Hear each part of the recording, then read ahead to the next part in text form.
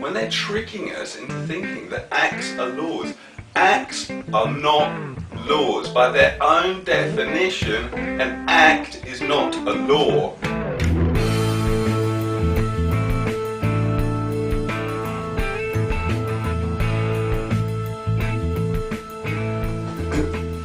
So if you're not frightened of dying, no one can control you because you've got no fear. Nothing that anybody can do to you will matter. And also, what is death? No one really knows what happens at the end. We sort of interact with this sort of vibrations with our five senses, but we don't know what reality is. We don't know what the black stuff is in the sky. We know what the stars are, sort of, but we don't know what all this black stuff is. We don't know what we are. We don't know what is the stuff that is the gaps between all the atoms. There are so many fundamental things that we just don't know. We don't know what our consciousness is. We don't know what consciousness is. We have some ideas, and they think it's the interconnection between all your senses and everything, but they don't know what the consciousness is. And you can have people that have had heavy brain damage, and like some experiments, they'll take different parts of the brain away to find if it actually affects the memory. And for some reason it doesn't, and they don't know whether it's because it's fractal or not. Anyway, going back to the fact that common law is the law of the land, and it's when people wake up and understand how powerful this is. You are a free man on the land, and you choose by consent whether you want to be part of their society, whether you want to be part of their group. That's what a society is. It's just a group, okay? Just, you know. And so, if you consent, you consent. If you don't consent, you don't consent. So if you don't agree with certain rules, you say, look, right, this is a common law country, and acts are not laws. I have to consent for an act to be law. And if I don't want to benefit from your society, and I don't want anything to do with it, I just want to be me. Because years ago I often thought to myself, I've been born in this country, and it's not my fault that I've been born here. And no one owns the land, do they? Really, when you think about it, how can anybody say that this is their land? Of course they can't. And so I've often wondered that. How are we stuck in this society with these laws? We're not. That's the truth of it. We think we are. And of course, what they say is they go, well, everybody knows the law. Everybody knows that.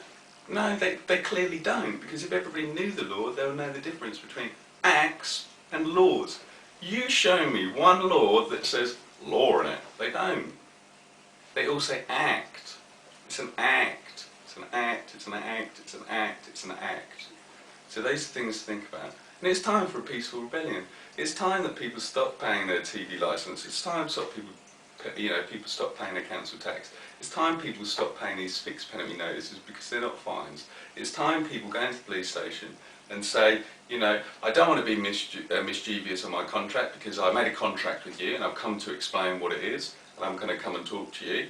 And it's when you ignore it and stuff like that, and it's because we don't know. So it's people need to take a stand, and people need to be strong, and they need to tell their friends, and they need to tell them in layman's terms, and they need to not throw it at them, like a massive, massive heavy weight, because some people are just like, oh, I don't know what you're talking about, and switch off. And it's like, you just have to sort of like ease them up to it slowly. But fundamentally, an act is not a law, and by its own definition, an act is not a law. Only if you consent to it. And how they get you to consent is they'll say, they'll read you the act, and then they'll go, do you understand? And when they say, do you understand, in legalese that means, do you stand under, or do you submit, or do you let that person take control of you? Well, if you say to them, no, I do not understand, the other thing they'll do is, doing nothing is submitting or consenting. So if you just do nothing and just, they'll say that is consent. If you nod your head, that is consent. Okay?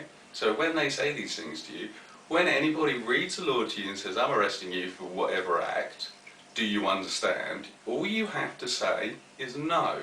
This is a common law country. Acts are not laws. I do not consent to any of this. And they'll probably arrest you and take you down to the police station. And you have to keep on saying this. And they'll probably have to get a lawyer in. But they will let you go because a policeman is not a lawyer. He does not know the law. That's something you have to understand. So this is today's blog about, it's about time people wake up, it's about time we talk to each other and we get this thing really going, because we're not going anywhere essentially.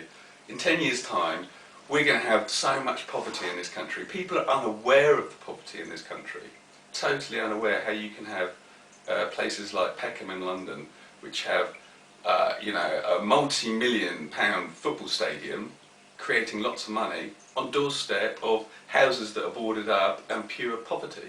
That just shows you how side by side the rich are getting richer and you and I are getting poorer, and that's what they want. It's about controlling society, it's about manipulation, and it's about fear. Once you have those three things, you can control anything you like. And I was talking to someone about Freemasons again. I was talking to someone quite high up, in a local area, and they know exactly about Freemasons, they know exactly what they're up to, and you'll notice that in every single town and city in this country there is a Freemason lodge. And it's the truth. You can look it up. They are the people in control. And if it's not them per se, it's the people in the organisation. So it's time we wake up, and it's time for some peaceful rebellion, some civil disobedience, some just saying, no, I do not consent. Acts are not laws. Those things are fundamentally powerful words. And it's a bit like the bank charges. You know the bank charges thing now, you can get your bank charges back. And of course what happened was, to begin with, there was a little bit of chatter and people said, oh, you know you can get bank charges back because they're not allowed to charge you that much. And people were like, no. And of course then everybody got on the bandwagon and started doing it. And then they had to wait for case law to go through to make a decision whether everybody else should get their money back. Well, of course, this is a similar thing. You imagine how powerful this is. You imagine how powerful acts are not laws, and when people find out they don't have to consent to any of it. As long as you don't cause harm or loss to a person, or not a person, a human, or their property, and if you're not mischievous in your contracts, that is common law, and as long as you're not breaking those laws, you are not breaking the law. Because they will try and say you're breaking the law, no, you're not. You might be breaking an act which is illegal, but you're not doing anything unlawful. See, this is how they trick us. Illegal and unlawful, and lawful and legal, that's how they trick us. But they're two different laws. Common law is the law, civil law is what you consent to, and that is on top. So the foundations is common law, and that's what you must know.